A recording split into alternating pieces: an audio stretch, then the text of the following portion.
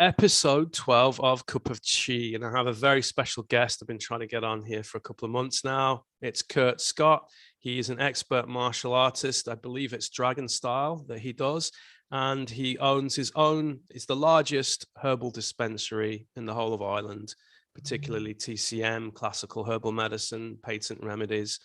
And we're going to talk to him a little bit about his journey, how he got here, what he's been up to, how he survived this whole strange 2 years we've been through. So over to you, Kurt. Can you give me a little overview of, briefly, as much as you can, your journey to where you are, and let the viewers know what you've been up to? Okay, so yeah, as Anthony says, I suppose the first thing is my name is Kurt Scott. I live in Dublin, Ireland. I've lived in other parts of the world, but predominantly based in my home country. I suppose I started martial arts when I was 9 years of age.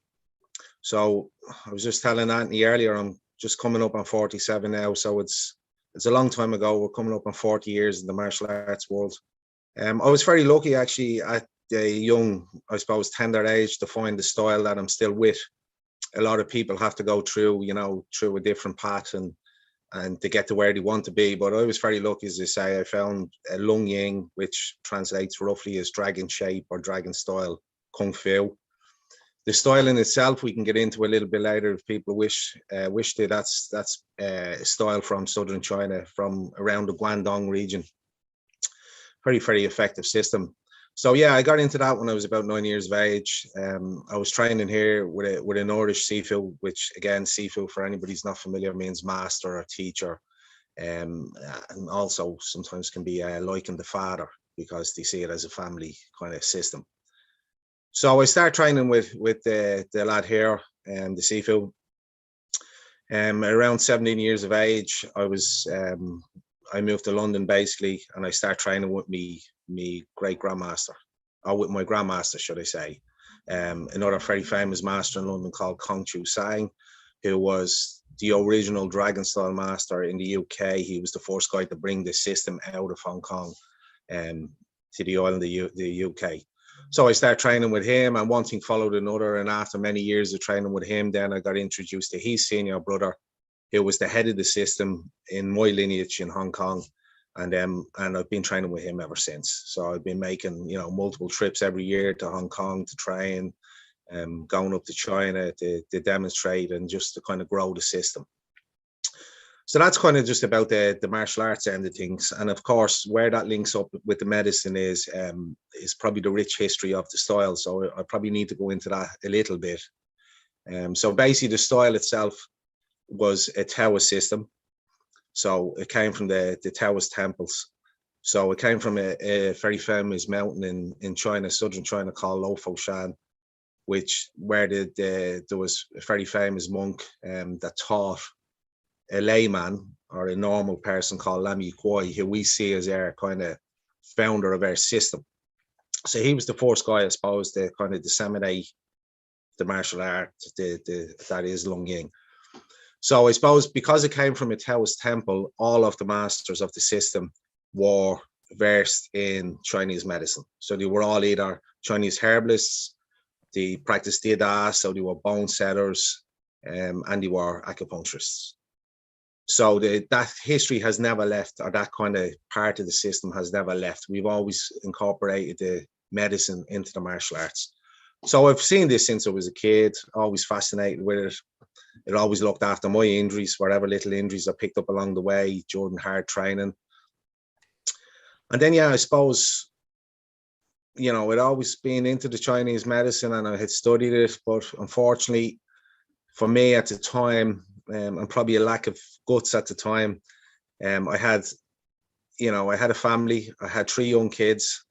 I had a very, very good job that I'd, worked hard to get into. I'd gone to college and done a degree, so I was trained in psychology. I was trained in environmental safety. I worked for a semi-state here, one of the utilities.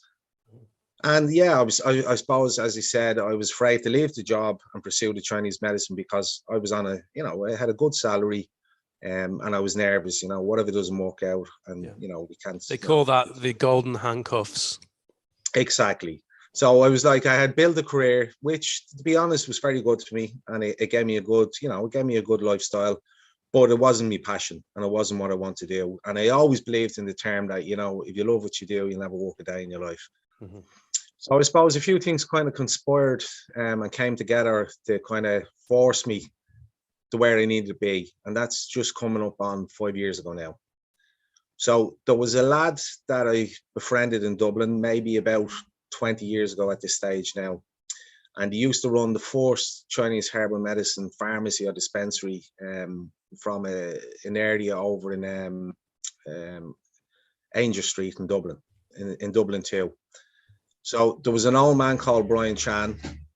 It was a very, very useful herbalist from southern China. And there was a younger doctor called Jason Song working for him. So I became really good pals with Jason through going in and buying my own supplies for Dida, because I used to make the Dida for my own students and stuff like that. And through getting to know Jason, I found out that he was a fellow martial artist, which, straight away you have a bond. So he had basically practiced a system called Ordinox Praying Mantis. He was a very rare style. He was a very strong guy and an excellent herbalist. He was basically coming from a background of being a third generation herbalist. And so I started doing bits and pieces with him, and he started inviting me into the shop. The more friendly we got, he started inviting me in to, come in court and do a Saturday with me and get to know the trade. So I was doing that for many and many years. And then, as you say, things just came together and fell into place. Around 5 years ago, he turned around and he told me that he'd made his money. He was very successful, and his family and him wished to move back to China. So he basically put an offer on the table in front of me saying, if you want to buy me out, here it is. I've got a good customer base and all these herbal formulas. So I jumped in. I was in a better position at that stage. The kids were getting a bit older. The finances were a bit more secure.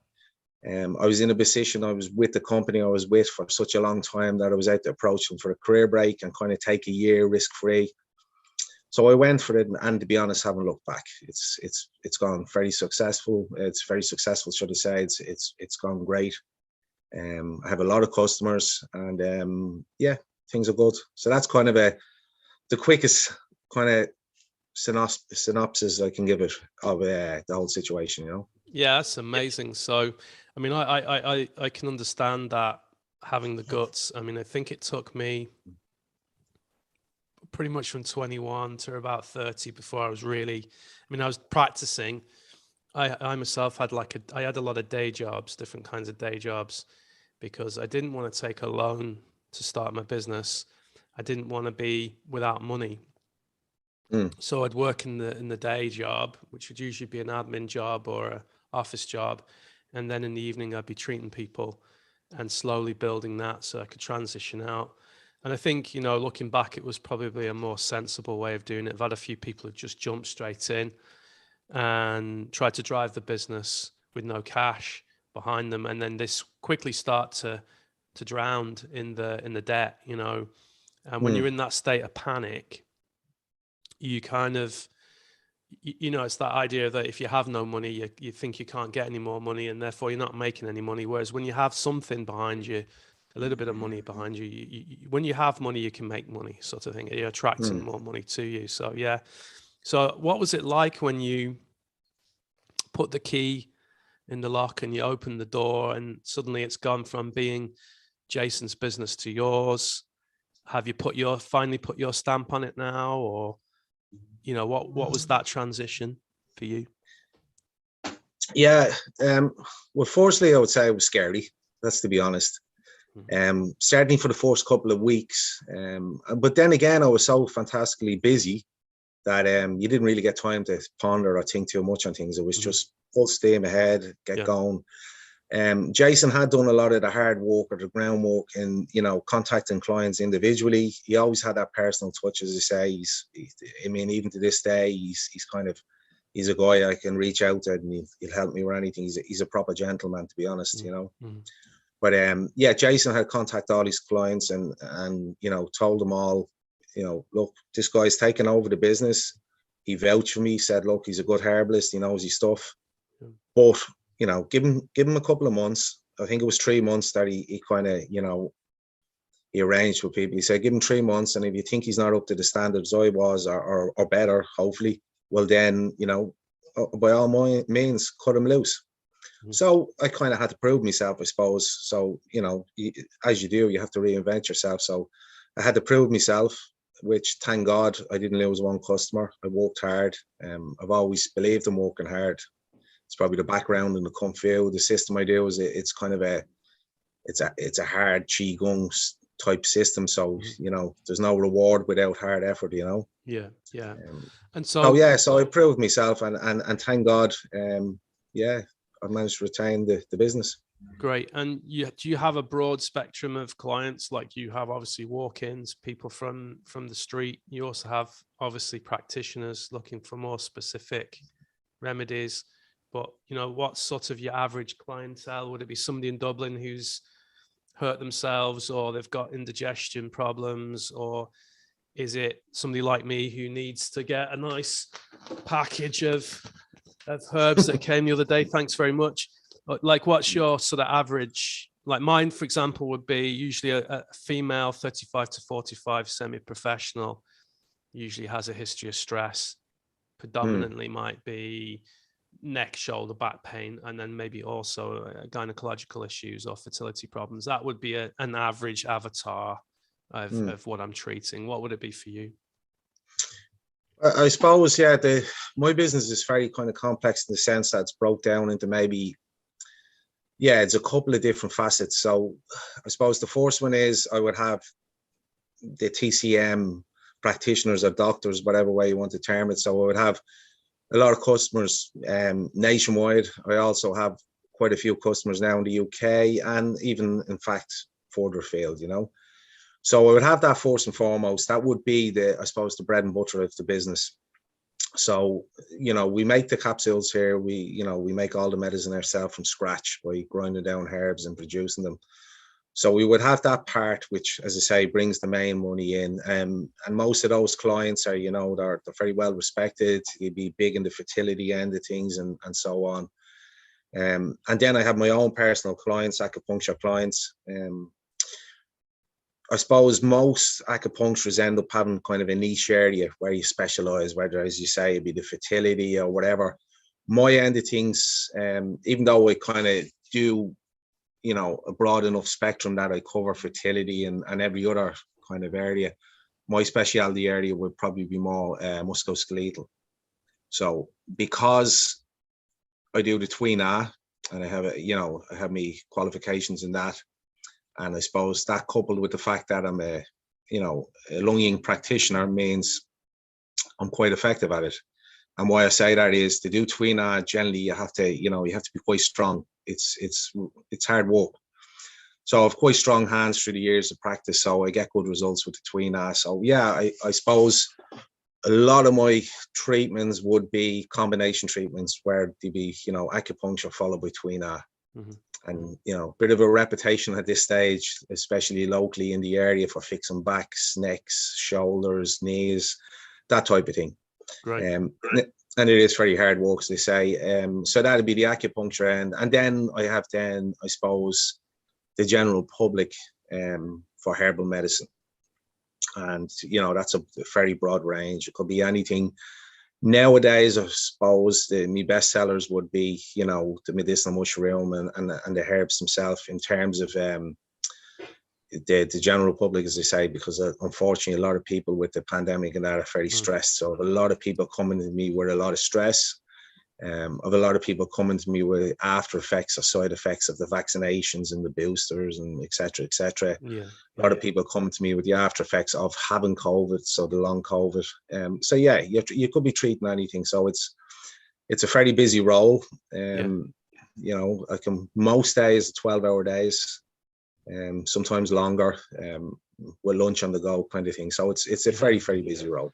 Yeah, good for you, man. Good for you. And I suppose I mean, I'm approaching 50, and you when you've been at it for 25 years, you start to go, okay, you know, what's next? Do I keep going?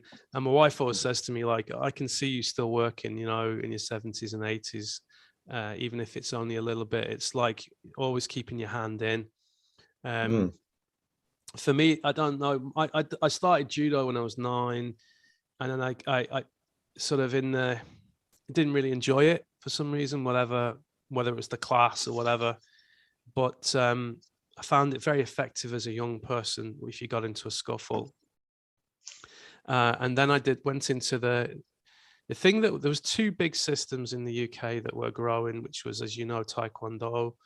There was also kickboxing. We had Master Sken in the north, who was world famous kickboxing champion, and so it was a choice, and really the choice was, one of my mates was doing kickboxing, and I thought, I don't want to do what he's doing, I want to do something else. And I saw this style, Tang Sudo, which was a Korean karate. It's a homologous system. It's a combination of, I suppose, their version of Taekyon with karate. It's basically a Japanese Korean karate mix hybrid in the same school as Taekwondo, but a little bit more traditional, lower stances. And I saw this, and I remember saying to my mum, I think I was about 10, I said, I want to do this. And mum says, nah, you're not doing it because you dropped out of judo, so you're never going to stick it out. Come back to me in 6 months' time. And 6 months later, she was turning over the calendar in the kitchen, and there I'd marked, ask my mum, and I said, can I do it now? And she goes, okay, fair enough. You really want to do it. You've been waiting. So I went and I did it. And I remember it was a few years later, so it was like the early 80s, and then the Karate Kid came out, and I tell you what, the class numbers went up. And I have to say, looking back on it, for me, it wasn't the best system for self-defense. It was it was very technical. And the guy who's teaching it, he must be close to 60 now, I'd say, if not older than 60. So he was only 10, he was only in his early 20s when he was teaching, but absolute savage he was. He was a boxer. He could do a lot of other things, but he was the only person I ever met who could actually, I would say, definitely be able to use that style in a self-defense situation. And it was from being badly injured in the martial arts that I got to Chinese medicine. It was literally then, always had a fascination with China, which was super interesting because my godparents were living and working in China from 1980 to 1985, which was a rare thing. Chairman Mao passed away. China was going, this is mainland China now. They were going through a semi-cultural revolution, and they weren't quite sure if they were going to go into the capitalistic structure. And they didn't actually do that till 12 years later, but they were sending me back. This is why I think of you. They were sending me back these leaflets, and there were little magazines, and they were probably only about something like that size, just a little black and white leaflets of people doing martial arts, wushu and Shaolin. And in the center was a picture of a guy called Li Lianji, which I later found out in the 90s was Jet Li. But in China, he was a massive film star. As a teenager, he was in Escape from the Shaolin Temple at 13 years old. And then at 17, he was huge. Nobody had ever heard of him, of course, at that stage. So I always had a fascination with the Chinese thing, but I was tied in with this Korean martial art. It was only then I got injured. And when I'd received treatment and started to recover, one of my teachers said, you need to do something that is more health restorative. And he recommended a different system, a Japanese system, which was less kicking, more rolling, joint locks, grappling. So I had a go at that, and I enjoyed it. But again, I couldn't see the benefits for me at the time for personal defense. I mean, obviously it was there. It's down to the person and how you apply it. And then I did the White Crane. I went and joined White Crane School. My God, that was hugely technical. And what I found really interesting was the difference between the Korean style. Was a Korean spent a lot of time warming up, stretching, practicing kicks and techniques and all of that. And then you did all your sparring towards the end. In the Chinese system, the one I was doing, they absolutely destroyed you for the first hour. You know, you were doing a Mabu for like 30 minutes, and then you were running, and then push-ups, and then doing lots of jumping and push-ups and more jumping and then more running. And I thought, shit, we're going to have no bloody energy left to spar. And that was the whole point of it, was if you're in a real fight, you need to be up to fight when you're tired. And I tell you what, my fitness level went through the roof, like way beyond what I had in my 20s, because we were fighting in a position of fatigue. So you had to really control your breath. But I did find the Chinese martial arts was fascinating, but extremely technical for me personally, for my brain. But for you now doing the Dragonstyle, I mean, I've seen videos of you. I mean, the speed is unreal. Like I've seen you do the chain punch there. I mean, how long has it taken you to, do you find, so the point of the question is, do you find you can generate more power now in your 40s than you could in your 20s? Or is it a different kind? And I don't mean power as in how strong you are, but you can penetrate. Are you more relaxed? Yeah, what you're talking about is the game. So we call it kind of, you know, spring power, snap power. Some systems call it a sacred power. So it's this type of qigong power that you get, where it's, you know, it's the snap through the punch. I suppose Bruce Lee tried to describe it years ago from his Wing Chun background, when he said, you know, when a karate guy throws a punch, it's like an iron bar, basically. And then he said, when a Kung Fu guy throws a punch, he said it's like an iron bar with a chain on it and then a ball on the end of it, you know? And he made some funny noises. But anyway, he was trying to explain that, you know, we're more of a whip. It's more of a whip. And developing that type of snap power, it takes a long time. You know, so definitely you have to work on the physical force. So you've definitely got to get the muscle structure right. And, you know, and the way it was described to me from very early on was that the body is such like an antenna, you know, to take in the signal, to take in the chi. And if, you know, if the antenna is not strong and it's not ready, it won't produce the best signal, basically. So, you know, so you've got to work on the physical first.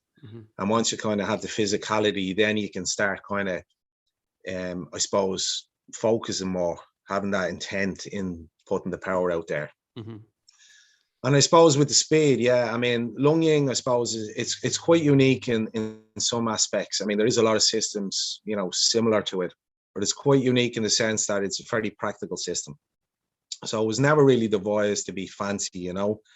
I mean, even you would have mentioned the likes of, say, Jet Li, who was a, you know, a fabulous practitioner and, you know, has won multiple wushu titles. But I mean, if you look at the likes of, say, wushu and what have you, very, very hard on the body, you know. I mean, most people would say now, even with Jet Li, that, you know, he's had so many knee operations, his knees are shot to pieces. Just from bad postures and bad systems. Luckily enough, the Lung Ying was, you know, was devised by people that had medical background. So everything was done with a twofold kind of approach. One was, you know, a combative type of thing, you know, we've got to be able to use this to defend ourselves. And then the other thing was, well, we've also got to be conscious of the health benefits. So we wanted to nourish the body rather than to destroy it over time. So as I say, the Lung Ying, there's no frills, there's no flair. The speed is necessary because, again, you will see some people doing, you know, the most perfect kata or Tao Liu, whatever Chinese martial arts forms, and they look brilliant and look very technical. But in reality, you know, nobody fights a slow motion. Fighting is very hectic. It's very ferocious. It happens very fast. And when it's all said and done, it's pretty much, you know, most fights won't last more than a couple of seconds. Even a minute is pretty long. So the system was devised around that it's you know, it's short to mid range. It's very ferocious, very vicious, to be honest. And the fight is over very quickly. Our founders, as I say, Lam Mi Kwai, the first, you know, non-monk to learn the style, he taught the system to the military. So he would have taught in a place called Wanpo, which was the biggest military academy in the southern China. So you can see the kind of caliber of a guy he was. You know, he was a very well-known fighter at the time. Of course, there was much more combat back then, you know, unbeaten and a ferocious guy. So the system is practical and works. It's not too eye catchy, as I say, but it was never designed for that. Mm. Yeah, so I suppose to get the power, really, you're looking at years and years of hard training. There's no secret where it doesn't develop overnight. It's just doing what you're told by a teacher, basically, and just it's repeat and then repeat again. So yeah, it's a case of don't look good, be good. You know, it's I mean, that's the thing about the crane system. It looked very beautiful, but I wasn't sure. You know, I mean, obviously at a high level, there are different styles of crane, obviously, but you know, you could see the thing that I found was, I mean, you've been to China a few times, and I've only been to southern China once, but mainly I've mainly been on the northeast coast and that's side of China. But I used to chat to a few guys, and they'd say, you know, originally a lot of these styles were like an advertisement, you know, so to get students in the door. So, you know, we'd go and do, you know, it's a bit like Kung Fu Panda, like I do the panda style and you do this style and you know, snake style. And it was all kind of an early way of, you know, you go to that master because of the initial draw, but then only the hardcore students would stay, because the hardcore students, the ones that would suffer, were prepared to suffer for the results. For me, over the years, I gently moved away from martial arts and moved more into the Qigong. And I've spent since 2002, so it'll be 20 years, doing some form of Qigong. But I tell you what, you develop a different kind of strength. Like I don't have your build, that kind of, you know, stocky, strong build, but there's definitely more power. And I can't describe it. It might not be a fitness power, you know, where you could just keep boxing for a few minutes, but it's more of an internal power. And I think that's helped me with the Tuina, because I knew to have longevity, you need to be able to develop some level of strength, and it can either be external, internal, or a hybrid. So for me, it was having the hybrid, being able to be physically strong and then be internal when you need to be internal. And that kind of suited me better. And so definitely what I've noticed from studying Tuina, working in the hospitals, there are so many different styles of Tuina. I remember meeting a doctor, and he was one of these guys who trained with a master. So they trained in the village, and in the 1950s they were invited to come back into the hospitals to teach Tuina, because Tuina had kind of been destroyed in a way by the communist regime. And then very quickly into his reign, Mao realized, oh, we're in trouble, we need a better healthcare system. So there was a quick about turn, pull everybody back in, get the best of the best. But what was super interesting was I was training in the rolling hand style, Gunfa style of Tuina, which is very popular in Shanghai, Hangzhou, those areas, Chengdu. And this guy, we went to meet him with my teacher, and his style of Tuina was completely different. I was going, what is going on? Like, I thought I was getting a handle on Tuina, and now I've just seen this guy do something completely different. And I think it's since 2010 in China now, they've been trying to standardize Tuina in the mainland, so that so they're pulling all these experts together to get, I suppose, make it more standardization. Yeah. More kind of. So the idea is now when you qualify, you don't have to go through acupuncture, herbalism, and Tuina. You can literally just spend 7 years doing Tuina in the hospital setting. So, so something good has come out of it. The danger for them is they need money. Well, they did need money at the time. They don't need it now, but they needed money from the West. So they need Westerners to come over, because the fees that they would pay to train would keep the department going. And they tried to turn Tuina into kind of an osteopathic chiropractic style system. And it's really interesting, because the Westerners came and they said, no, don't do that. Keep the massage techniques. So keep the hand techniques, like a martial art, keep your hand techniques. Don't lose them. Don't become too westernized. because then the essence of Tuina will be lost. You know, I would say to my students, 95% of the work of Tuina is done by the technique. Yes, absolutely. Yeah. And for you, learning the I mean, I have a friend, which I'm hoping to get on the podcast soon. He has a similar journey to you, not quite the same, but he traveled to China and he trained in a temple. And I can't remember the style of Kung Fu it was, or internal martial arts it was, but he said he spent like 9 months in China, ended up falling in love with a Chinese girl, was kicked out of the village because the family didn't want him near the girl because they were very traditional. They didn't want any Westerners involved. So he left. He went home, said to his mate, you know, I'm really despondent. I've gone over there to learn all this medicine and martial arts, and I got kicked out. And his mate said, oh, don't worry about it. There's a guy 5 minutes up the road in the village in Liverpool, somewhere in Liverpool. Go and see him. He's from Mongolia. You want to see what he could do? And he said, I couldn't believe he spent 9 months in a temple to find his master lived 5 minutes walk away from his house. And he ended up training with this Taoist monk from Mongolia. And he said it completely transformed his practice. Yeah. So for you, when you met your master in the UK, in London, what was it like? What was that first kind of training session like? Was it way beyond what you'd done before in Ireland, or? Yeah, so I mean, he would have been my master's master at the time, and of course I ended up working for him.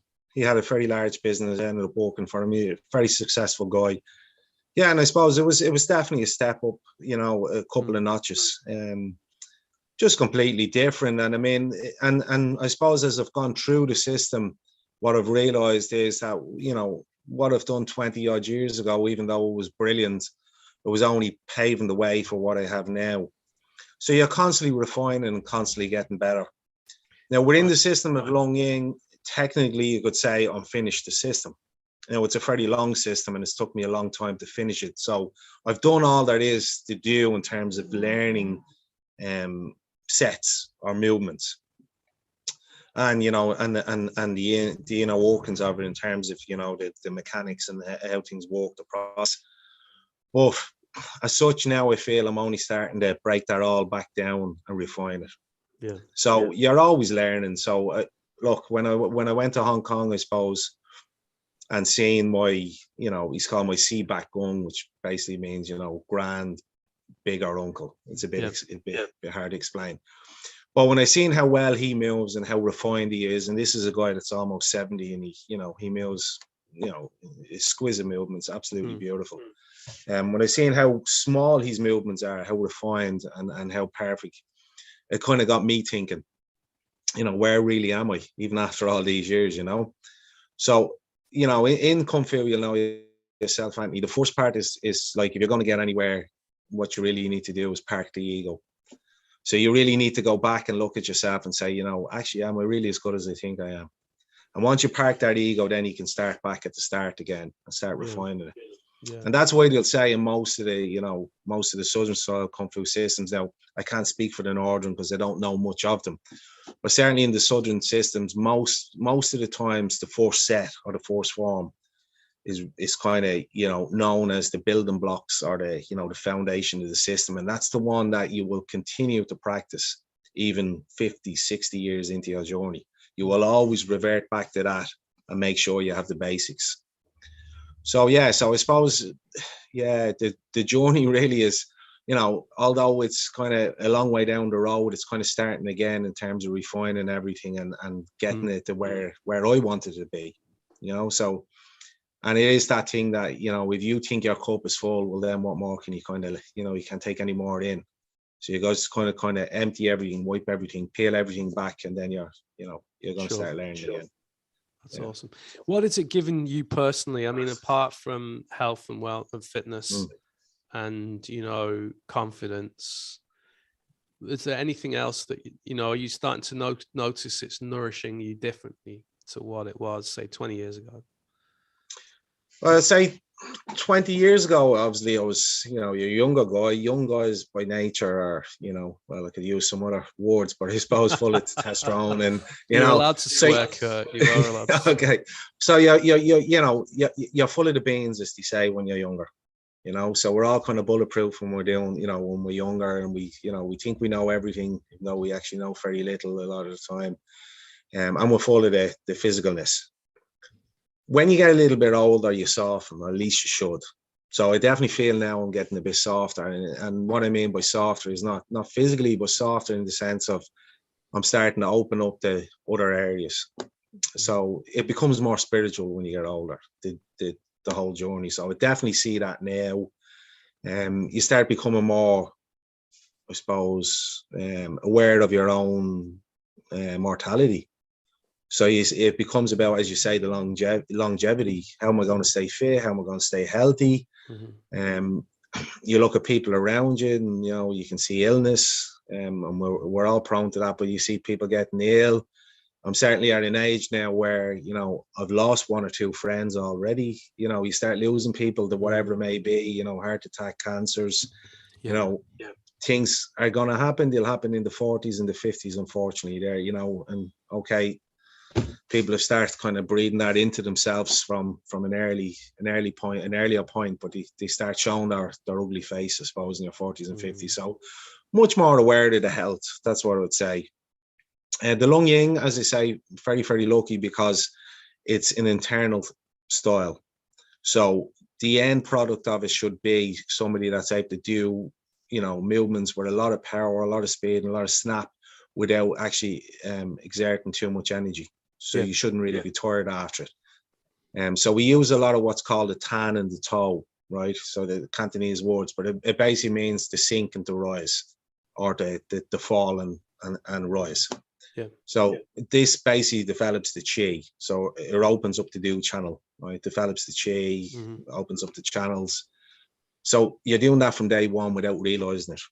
So when I was a little kid and I'd have the master saying to me, right, coal, explode, contract, expand. I was like, oh yeah, this is all great. I didn't know what it was for. Now I realized that I had been doing Qigong for the last 40 odd years, or almost 40 years, should I say. That's why you don't look your age, huh? Yeah. Well, it's a brilliant system. And another thing, even you would mention there, I have a stocky build. So a lot of people would say to me, even nowadays, even at my age, say, oh, you must lift a lot of weights. So I never lift weights, which I don't. My build is my build. What I could probably put it down to is just hard training, a lot of Lung Ying. So there's a lot of development. In saying that, some of my Sifus in older brothers and that in Hong Kong and in China would be very skinny, but very sinewy. I mean, they'd be seriously ripped. So it's the type of system that I suppose it develops you based on your own build. Yes. You don't look to be big. You don't look to be lean. You just build on what you have, and the strength will come. The strength it just naturally develops through the process. Yeah. So a lot of the guys that I would train with are fantastically strong. I mean, even an eye opener for me, I would say, I'm going to go back to maybe, I can't remember exactly now, but I'm going to say about maybe 10 or 12 years ago. But one of the first times I met this master in Hong Kong. There's quite a famous master in Hong Kong of my lineage, my system of Lung Ying, called Li Fu Xiao. And the man would be now when he's in his mid 80s, I think. So he probably would have been about in his mid 70s at the time. And I had done, a lot of training. I was, well known for me, my abilities in the Lung Ying, if I'm being honest. I was well known for being quite strong and quite well conditioned in not in a strength and conditioning sense of the Western kind of meaning of it, but conditioned in the sense of having hard limbs, bones conditioned, hands conditioned. I would have done a lot of kind of hard qigong, a lot of basically beating the limbs, and I was quite strong at it. And to a point that I could do things like, we have a thing called 3-star, 7-star, the conditioning drills. I could do them full pelt with, guys up there, some of my students are large lads. I could train with lads, 20 stone and a full pelt, and never develop a bruise. The body didn't bruise anymore. So it was quite tough. And when I went to Hong Kong, I met this master, and he asked me to go through a few drills with him, and we done a few bits, and I learned lots off him. He's a very famous guy, as I say, from a kind of a fighting standpoint. And that was grand. And when I done it with him, I felt fine. And I woke up the next morning in the hotel I was staying in, and I noticed my arms were bruised and heavily bruised. Yeah. And I thought, now, and if you met the man, Li Fusel, at the time, and he's still the same. I mean, he's so sprightly, he flies around. The guy could, he teach you for hours on end. But he's probably, I mean, I'm just a shade under 5'10", and Li Fusel was probably 5'4", 5'5". I'm going to guess he's probably somewhere in around 60 kilos. He's a small guy. And yeah, he left me black and blue, and I was bruised to bits. And when I came down to the village the next day to meet some of the students, they just started laughing, and they were like, "Oh, you've been introduced to Li Fusel, have you?" Yeah. And this is this explosive power that develops naturally through Qigong practice. This is not a physical thing. If it was, the man wouldn't be able to do it, Yeah. So pretty much it taught me, and it grounded and humbled me to a degree that I thought, my God, this guy could pretty much make a mess of me if he really wanted it, So there's always the next stage. And I think, as you say, if you can manage to just kind of get rid of the ego, you're laughing. Now, just on a side note, so I don't forget, what I would say about the beauty of the medicine and where the medicine comes in is, I've watched a lot of guys, because I know a lot of guys in the martial arts circles in Dublin. There's not a hell of a lot of authentic kung fu in Dublin or Ireland, as you know. There is some, but not as much as you'd find in the UK.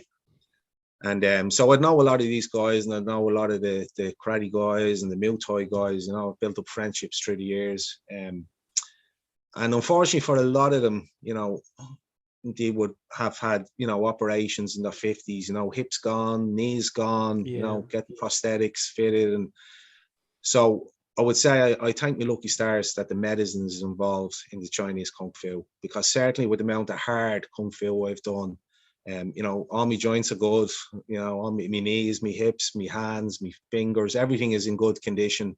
And I put it down to the Didar, so that the herbal medicine. Religiously, I use my Didar all the time. I use it after Twina, before and after. And that is just something that was drilled into me as a young kid. So every time we done, air conditioning, hand conditioning, arm conditioning, we were told, get your gel out, get your gel on, So the medicine is a part that is, I can't emphasize the importance too much, that, a lot of the martial art went, from China across to Okinawa, back into Japan and what have you. But I think what the Japanese and some of the arts are fantastic. I've time for all systems. I'm not one of these guys that, we're the best. I honestly believe that all systems are good. It's what's best for the individual. Lung Ying's best for me, but may not suit somebody else. Yeah. But what the Japanese and the Okinawans, and I think a lot of them didn't get from China, was probably the medicine. And some of them probably did, but not them all. And unfortunately, that's why, even when I work on martial artists now, and I get a lot of martial arts guys come in to me, particularly predominantly would be the MMA now, because that's the in thing. I'm not a fan of MMA. I have to say, I can put my hands up to that. It's not. I was going to ask you a question. That was one of my questions, was about MMA. Like, what your thoughts on it? Well, if you want me to be honest, being honest. Yeah. Well, if you want me to be perfectly honest, it's first and foremost, it's not a martial art. Now, that may upset some people, but I don't see it as a martial art. It's a combination of systems and a bit of this and a bit of that. But what it lacks is substance to me. So most definitely they can fight. You will learn how to fight, but you can learn how to fight off. Most things. You take a box and you can do what you want. But it lacks substance in the sense that you don't have the tradition or the kind of discipline or the respect factor that you get from a traditional art. Traditional arts are, steeped in culture. So you learn about respect for the master, respect for the lineage, respect for yourself. Those things really don't come with MMA, as far as I can see. If you're lucky enough to get a coach that just has good morals and good ethics, then yeah, maybe you can get some of that off them. But I see a lot of them are very boastful. It's not my bag, as I say.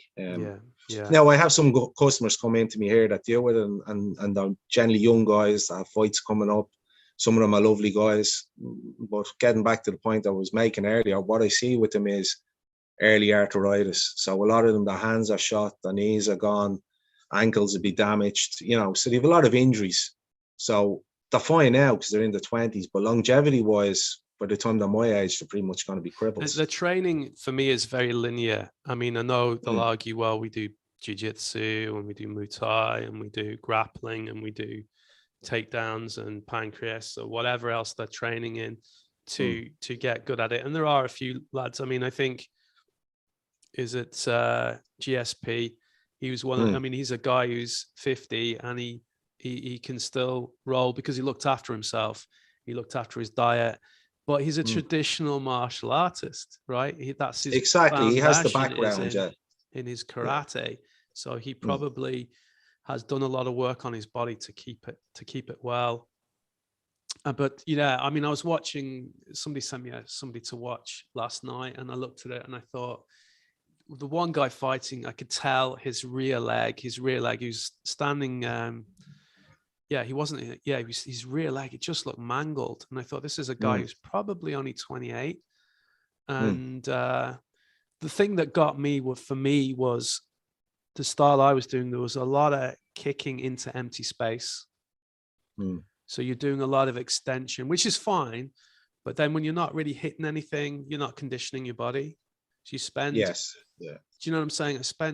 I mean, I was 11 and I probably retired at 25. So I spent 14 years kicking pretty much. I mean, I would hit bags and stuff, but most of the time I was just throwing the kicks into it. There's no conditioning for the joints in that respect. There was no. It's one of the worst things. It's actually one of the worst things you can do, Anthony. And that's the reason why a lot of kind of, you know, unfortunately karate guys, that their knees go and their hips go because you're kicking into space. Because there's nothing to stop the momentum of the tendon and the ligament, so it has to snap. So you're actually better off to kick an object, to kick a bag, because you have that push through, that stopping point. So they're constantly doing that and snapping out. Eventually the cartilage just wears down, unfortunately. I did the ACL on the left leg, and it just, I had to get an operation. I actually had it here. I actually had it in Dublin.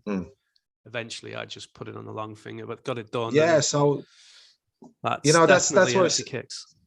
Yeah, empty kicks, and that's what I say about the MMA. Unfortunately, you know, it's a short-lived type of career, and it is a career. It's a sport.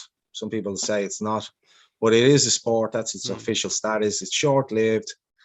For me, it's not something that I want any of my kids doing. I think it's too dangerous. You know, it's a macho thing, really. It's all about, you know, competition, and people take bad hidings. The training system, as I say, leads to you know, going to be in a bad way when you're older. And what comes of it then when you're in your 40s? What do you do with it? You know, there's nothing. There's no longevity. So I wouldn't be a fan, as I say. I don't see it as a martial art. And also the other point as well is people forget, and I've had this discussion with a few people. They'll say, "Oh yeah, but they're great fighters." And I say, yes, they're great sport fighters. So you have to remember, when it comes down to street fighting or, you know, real life combat scenarios, MMA, of course, it can be useful, but what you see in the ring is going to be completely and vastly different than what's going to happen in the street. Street fighting's over very, very quickly. You won't have multiple rounds, or, you know, it happens quick. It's forced in, best dressed kind of thing, you know, or first up, best dressed. It happens very, very quickly. It won't look like an MMA fight, you know, very explosive and over. I love arm wrestling. I love watching arm wrestling. I think that's the closest thing you're going to get to martial art combat, using, because it's quickly done, so quick. And there's a guy called I think he's Devon Larratt. He's was the world champion for years. He's the French Canadian guy. Yeah, I know. He's huge, is he French? right? And somebody sent me a link to him rolling with a Brazilian jiu-jitsu practitioner who, I mean, if you ever look at the size of Larratt, he's an absolute monster. He's a monster. He must be 250, right? He's huge. And this guy was, you know, he'd be lucky to be 135 wet, you know. And he was posting the video, look at me rolling, look at how I get Larratt, you know, and I get him in a toe hold, or I get his ankle, or, you know, and this is how you deal with a big guy. And I could see that Larratt was obviously hugely more powerful and strong, and the guy doing the BJJ was very, very technical and superb at controlling him. But at the end of the video, I thought, you know what, that's fantastic. But if that was a real fight on a street with Devon, you would be mincemeat, because he's being kind and respectful to you, you know, in a real of course, situation. look, If a guy's 250 and you're 135 and the 250 guy is big and he's fit and he's strong and he's been in the army, yeah, good luck. You know? Yeah, so that's the difference. That's the difference with real fighting and any kind of competition fighting. I mean, there's no comparison. You can't compare them. In a real fight, the injuries, unfortunately, they're going to be horrific, because they happen fast and explosive, and people end up with bad gashes and all sorts that you're not going to see in a controlled situation. So as rough as MMA is, it's still a controlled situation. You're not going to see stuff that you're going to, you know, tiger claws and things like that, things ripped off. And, you know, that's what's going to happen in a real fight situation. The only other art that I practice apart from Lung Ying that I have a passion for and I kind of like is Sui Jiao. I don't know if you know what Sui Jiao is, but it's Chinese wrestling. Yeah, I think I came across that towards the end of the White Crane training, and it was a precursor to all this. It's fantastic, isn't it? It's like sweeping throws. Yeah, Sui Jiao. So it's basically Chinese wrestling now. I mean, there's all sorts of skills of thought of where it came from and how old it is. The Chinese will tell you it's the oldest martial art known to man, basically. You know, it's the oldest martial art to come out of China. They will say it was the forerunner to judo, and then some other people will say, you know, that's a crock of, you know, and basically, you know, it's only around so long and what have you. But either way, it's what's definitely known about it is that it's a very, very effective art. So it's quite similar to judo in some respects. You know, it has a lot of locks, a lot of holds, a lot of throws. Personally, I find it a brilliant workout. So you mentioned arm wrestling there, you know. You could get in and stand up fight against me in a spar, and the two of us could go for 4 to 5 minutes. Yeah, you'd be slightly gassed, but you'd be fine because there's breaks in between, in the sense that you attack, you retreat, you get your breath, you come back in. There's no breaks in Sui Jiao because you're locked onto the guy. So you're constantly tussling for position. You're constantly trying to see, you know, how you can get the guy into a compromised position where you can throw him. So you're constantly engaged. You're constantly using your power. So, you know, 30 seconds a minute into that, you're already gassed. And then you realize each round is 5 minutes. It's pretty tough. You're beginning to want to get out of that fight pretty quickly. Now, you know, when you compete, you know, whatever, it's brilliant. But again, I would put it back to that, the version of it that's out there now. I mean, maybe at some stage it was a battlefield art, who knows? But the kind of version of it that's out there now is very much so a sport version. And I've had conversations with many people that would say, oh, you know, Sui Jiao is just the best style ever. It beat Ant. And you say, actually, no.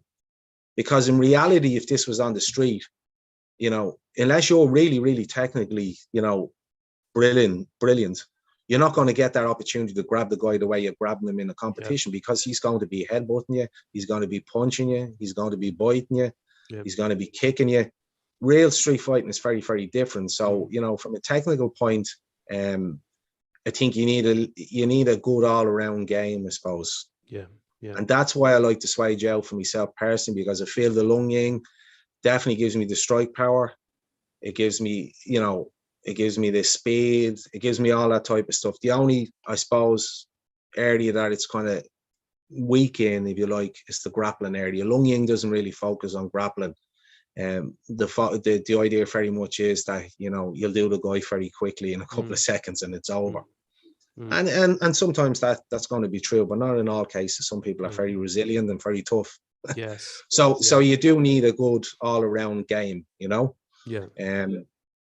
But in saying that, are you teaching at the moment? I know with everything's going to start. Not currently at the moment. No, I have my students.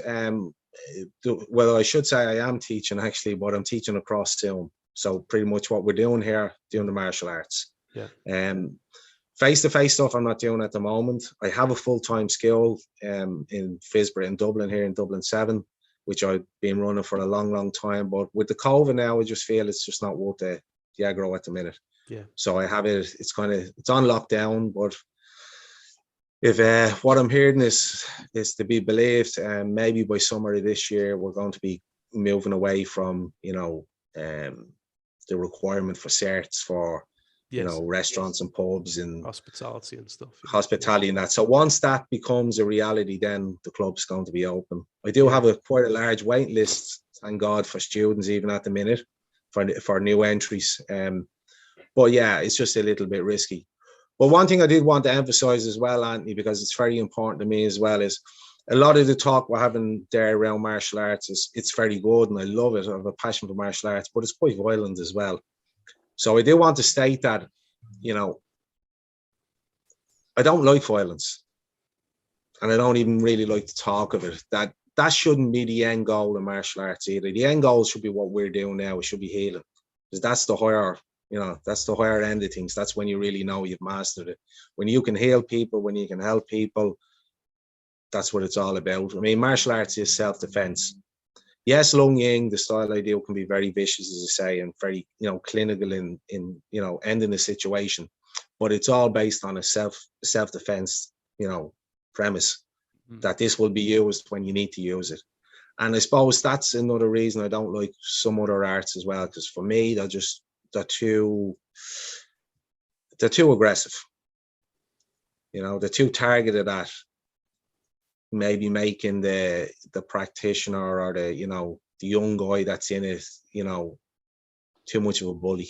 And I don't like that. I really don't like that. The whole point of the martial arts, it has to be disciplined. The whole point is that, you do good with it. And the only time you're ever going to do bad with it is really when it's a situation where it's a life or death thing for you, which hopefully is never a reality. So I'm really conscious we're coming up on the hour. So I would like maybe the last couple of minutes you could give something to the audience or talk to them, any sort of hints and tips to help them self-nourish themselves. Well, I'm going to leave a link below anyway to your website where people can contact you for herbal medicine. If you're a practitioner, massage therapist, Tuina practitioner, Oriental, whatever it is, if you're just a lay person who needs help. I use Kurt's herbs. I'm saying Scott because my son's Scott, so I keep saying Scott. But most people call me Scott because mail order, or you can either presume they can drop in as long as that you have a bit of notice, and you can pick up. They've got an app as well. I have an app on the phone, so you can download that and get the herbs from that as well. So there's lots of choices. It's been a fantastic chat. I have a feeling we need to do this again. There's so much in this, especially because you've lived a fairly rich. I'd like to talk more about your trips to China and your experiences training on the next one. That would be good. But definitely, is there any parting message you can give to the audience?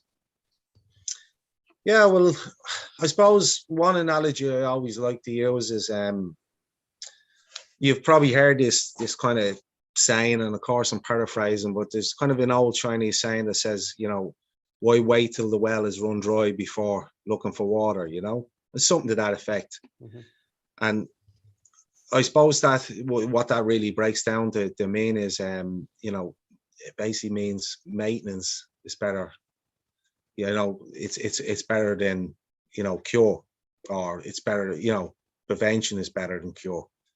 So really something I see when I'm in China is that the Chinese, they do the likes of acupuncture, they do the likes of Tuina as just part of their, their weekly regime.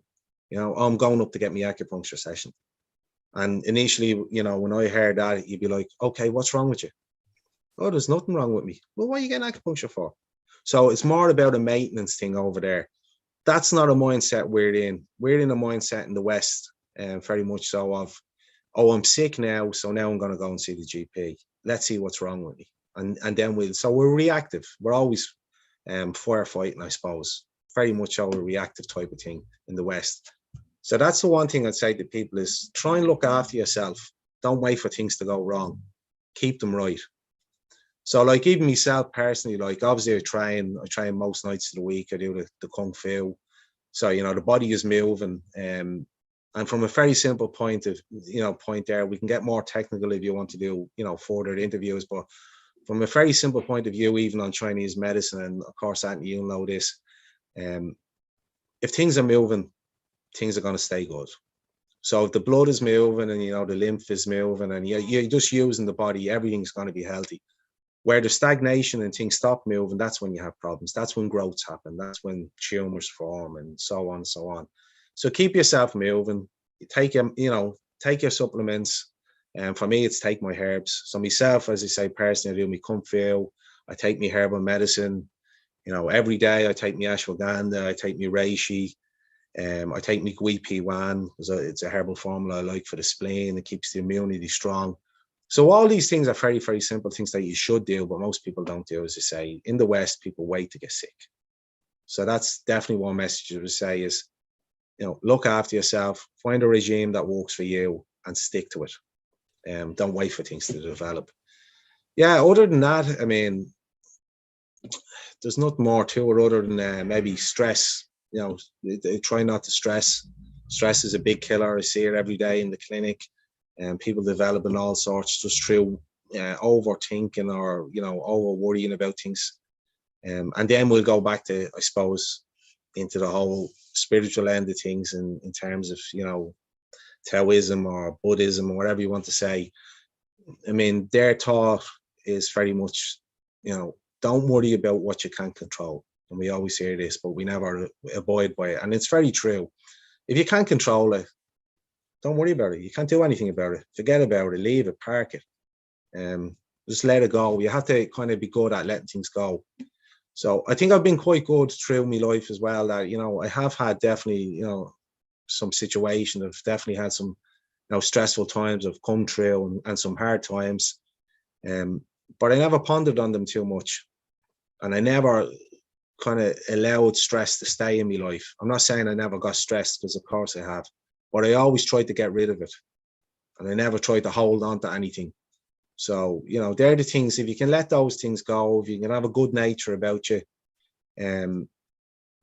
that's another thing that we will probably see in Ireland that a lot of people suffer from is, I suppose, ill intention.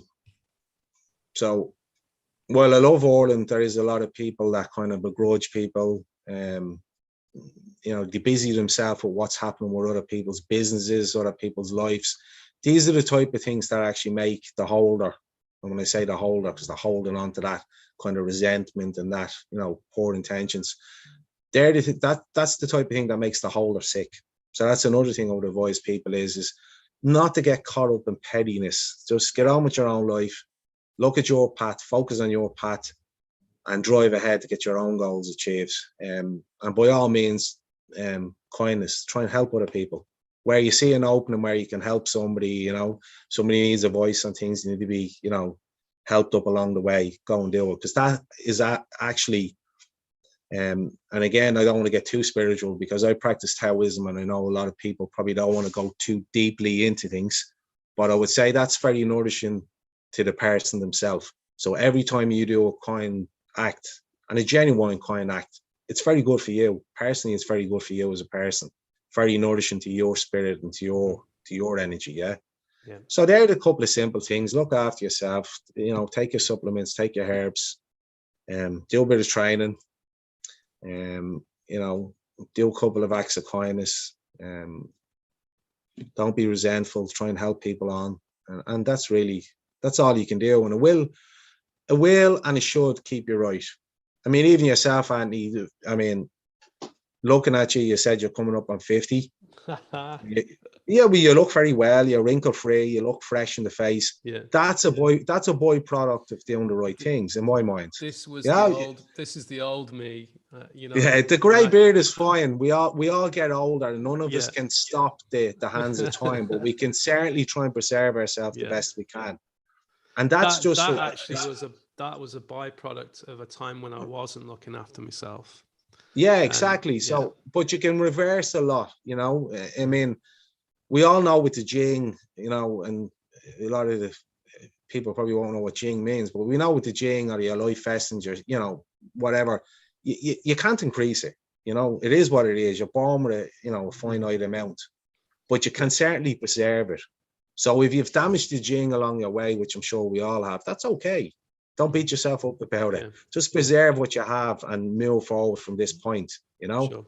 Yeah, But definitely, I think, you know, even in terms of looking for a practitioner to look after you, looking for a martial artist to teach you, one of my go-tos would be always to have a look at what's teaching me, to have a look at what's treating me.